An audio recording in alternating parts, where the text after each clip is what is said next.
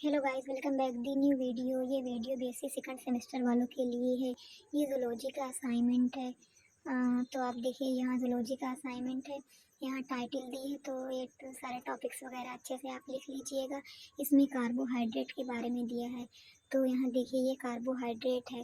तो आप कार्बोहाइड्रेट के बारे में खूब अच्छी तरह लिख लीजिएगा, डिटेल में एकदम अच्छे से।